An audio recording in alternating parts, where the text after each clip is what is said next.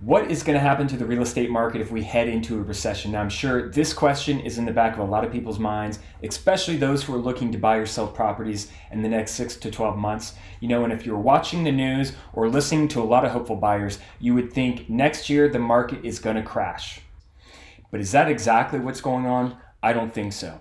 Hey guys, this is Jesse Collins with David Ling Real Estate here in Santa Cruz County, and I love keeping people informed about what's happening on a local level and on a nationwide basis. And in this video, I'm going to take a look at what's going on in the market right now, what factors actually influence the market, and stay tuned because I'm going to make my prediction of what 2023 is going to look like. Home values have risen at an unprecedented 36% since the beginning of the pandemic. Now, since the end of June, they've dropped roughly 2.6% across the country, and that's led a lot of media outlets to claim the sky is falling, the market's crashing. But is that a fair summation of the market? I don't think so. In fact, Andrew Young, the chief economist at the National Association of Realtors, explains that there's only two main drivers that affect the real estate market, and that is supply and demand. So let's break those down. Right now in the United States, we are still at historically low inventory levels. Now, prior to 2020, we averaged roughly 1 million or more homes on the market in the United States at any given time. Right now, we're at 753,000 units for sale, and that number is decreasing. And if you single out single-family homes, we have 568,000. Here in Santa Cruz County, prior to 2020, we averaged 900 to 1,000 homes available on the market, and right now we have less than 300 homes for sale. Home building has been lagging well behind the 50-year average for the past 13 years, and economists are saying we have a deficit of over 3.8 million homes in America right now. In fact, metro areas have been creating more jobs than they've been creating homes for a long time. Factor in also that foreclosure filings are at a 23-year low. I don't see an influx of homes coming from that area either. Also, Americans right now have record levels of equity, and they have great interest rates from refinancing or buying homes over the past few years. So I don't see supply coming from them either. Now let's take a look at demand. One of the large drivers for demand in the US right now have been millennials. In 2021, they made up 37% of the home buyers. In 2022, they were 43% of the home buyers, and that percentage is only increasing. Now factor in that Generation Z will be reaching their home buying peak years in less than a decade, and most analysts are saying they're going to be more economically disruptive than the generation before, as they tend to be more entrepreneurial and digitally connected than ever before. Also, we have to take into account that immigration levels have been increasing over the past 5 decades. There are an estimated 281 million foreign nationals living in the United States right now.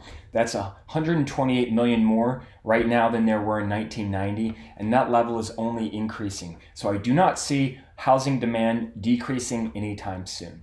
So what actually happens to home values during recessions? Well, if you're looking at the past 9 recessions we've had here in the United States since 1960, 7 of those actually saw home values increase. And there also is a difference in what kind of recession it is. And a Morgan Stanley economist explains it this way. You have credit excess-driven recessions, and you have inflation-driven recessions. Examples of both would be the dot-com bust in the 90s and the 2008 Great Recession.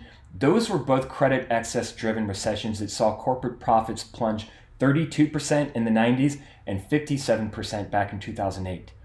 Now, inflationary recessions tend to be milder. For example, in 73 and 74, we saw inflationary recession where the Fed raised its policy rate to 11%. That saw only a 14% drop in corporate profits. In 82 and 83, the Fed raised its policy rate to 20%, and that only saw a drop of 15% in corporate profits. So inflationary recessions tend to be milder, and that's actually what we are considered to be heading into right now, is an inflationary recession. Now, I'm sure some of you have been looking at the headlines about Twitter, Salesforce, Amazon, Google laying off workers, especially right before the holidays, and thinking that can't bode well for the economy. But once again, the media is not giving you the full story. So to understand that a little bit more clearly, we got to go back to 2020.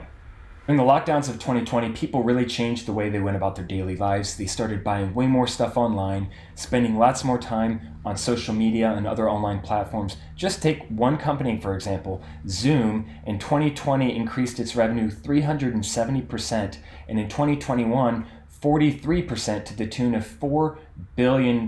They went from a multi-million-dollar company to a multi-billion-dollar company in the period of 2 years. Now that is unprecedented growth. So big tech made a gamble that this would be the new norm, and they hired accordingly. But come 2022, they're actually seeing that people just want to go back to their normal ways of life, and that big boom of online shopping isn't actually keeping pace with the way they thought it would be. So right now, they're tidying up their books. But they've only laid off around 39,000 people. But the media isn't giving you the complete picture, because just in the month of October alone, over 312,000 new job openings were posted in the US alone, and over 85,000 of those were looking for software developers and engineers. So it isn't all doom and gloom, and big tech is doing just fine. So what's going to happen to the market in 2023? Well, I don't have a crystal ball, but if history is any guide, I do think this recession will be mild. I think we'll pull out of it by second or third quarter next year. I think interest rates are probably going to range between 5.5% to 6.5%. Fannie Mae is calling for a range of 6.2 to 6.6% for the year. Zillow is predicting 6.5 to 7.5%, and the Mortgage Bankers Association is actually a bit more optimistic. They're calling for an average of 5.4% for next year. I think inventory is going to remain low, but we will see a seasonal supply increase in the spring. It will remain a seller's market, and I think it's going to be a seller's market for years to come. I just don't see where inventory is going to come from, and I don't see demand decreasing. I think rents are going to stay high, and I think that the total number of transactions next year are probably going to decrease a bit as buyers and sellers have to adjust to higher interest rates. I hope you found this video informative. Please click like and subscribe to stay up to date with more real estate news. My name is Jesse Collins. Please don't hesitate to reach out if you have any questions or you need anything at all. My contact information is in the description below. And until next time, stay awesome.